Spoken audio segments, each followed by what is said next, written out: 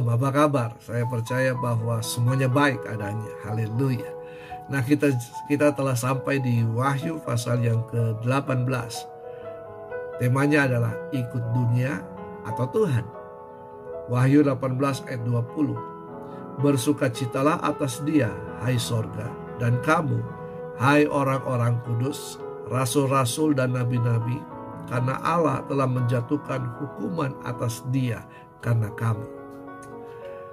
Nah, dunia dan sistemnya sudah hancur dan menuju kepada kehancuran, tetapi kerajaan Allah akan tetap untuk selama-lamanya. Babel telah jatuh. Ini adalah berita apokaliptis yang disampaikan oleh sorga kepada Yohanes. Ada dua hal tentang kejatuhan Babel.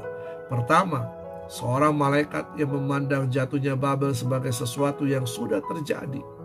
Setelah itu ada pemberitahuan yang lain dari sorga, dan di sini jatuhnya Babel dipandang sebagai sesuatu yang belum terjadi.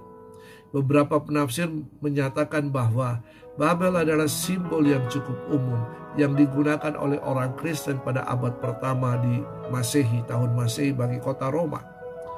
Nah, ibu kota Roma ini ibu kota kekaisaran daripada Romawi. Roma waktu itu adalah puncak dari kebejatan moral, kejahatan serta kesombongan dunia yang menghujat Allah, yang terutama tampak bagi zaman Yohanes melalui kota Roma. Roma di zaman itu sudah runtuh, namun secara apokaliptik Roma adalah sistem dunia yang diperintah oleh Antikris yang juga akan dimusnahkan Allah. Nah, penghukuman atas Babel merupakan penggenapan janji Allah terhadap doa-doa orang kudus yang mati terbunuh karena firman Allah dan kesaksian mereka dalam Wahyu 6 ayat yang ke-11. Nah, janji Allah telah dan sedang dibuktikan. Ia menjawab doa-doa umatnya yang tertindas tepat pada waktunya. Karena itu sebagai orang Kristen yang hidup di hari-hari terakhir ini tidak luput dari tekanan, godaan, rayuan yang datang dari gaya hidup dan sistem pemerintahan bergaya Babel. Sistem ini bernama sekularisasi, hedonisme, materialisme, relativisme, dugem atau kongkaling-kongisme dan lain-lain.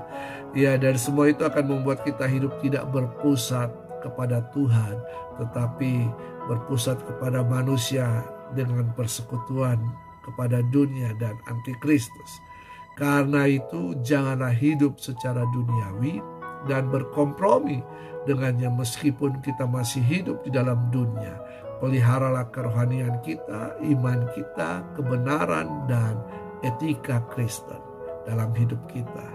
Tuhan Yesus memberkati. Sampai jumpa di Wahyu pasal yang ke-19. Haleluya.